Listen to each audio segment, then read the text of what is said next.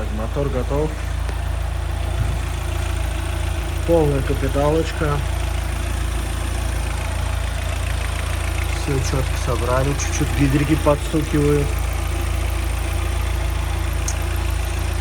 Ничего не обоссалось, все хорошо.